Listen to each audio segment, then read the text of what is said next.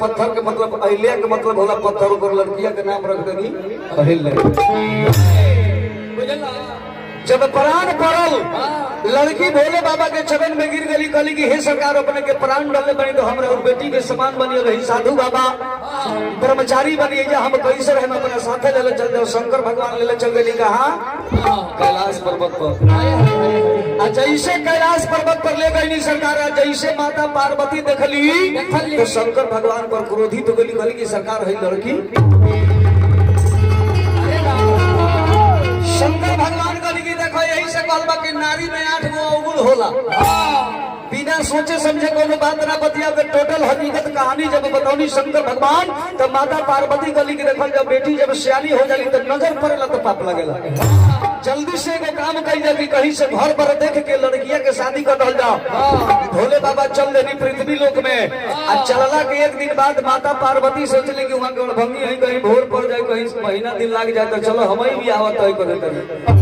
अब माता पार्वती जाके इंद्र भगवान से बियाह तय कर दिया। शंकर भगवान गई तो गौतम ऋषि से तय करके दिन चल समय जब पूर्व तो पहले गौतम ऋषि के बारात पहुंचल में सरकार शंकर भगवान की अपना हाथे कन्यादान देके विवाह कर देनी।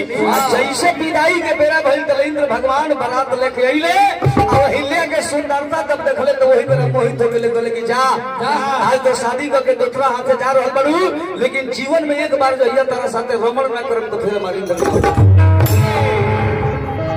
उहे प्रतिशोध बिया के। जब प्रतिशोध रहे सरकार चंद्रमा के बुला के मुर्गा बना के भेजले आ जाके आधा रात के बोलले बने कि ऋषि का नियम था नहाने को गंगा चले घर से गौतम सवेरे सवेरे। आई है गौतम ऋषि के भेष बदल के और सती नारी के सतीत्व के भंग कर गई। उन्हें से गौतम बाबा जब आई अब पसेना से लथपथ जब देखनी इंद्र भगवान के शराब देनी कहने की जा जौना चीज खतरा हेतना बड़का छल गई तेरा शरीर में 1000 जोनी हो जाए। कभी कहते नहीं कि गौतम नारिया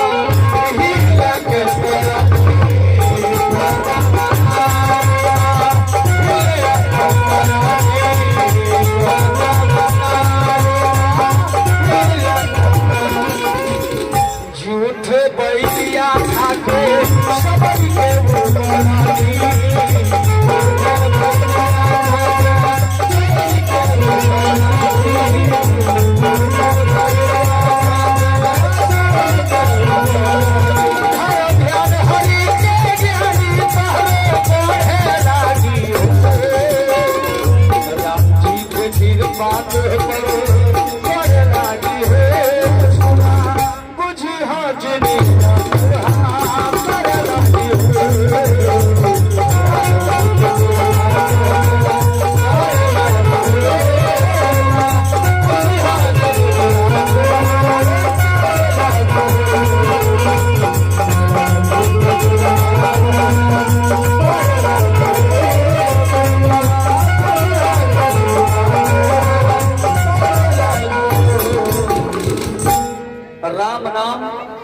महामंत्र चली बुझिए जिंदगी तार तरे लगी हो।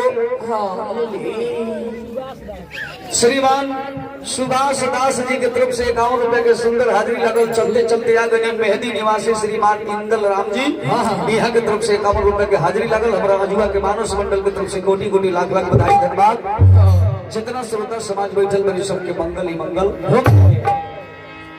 तो मानव के जीवन बबुआ हमनी के एगो कर्ज में मिलल बा 86 प्रकार के नर्क होला।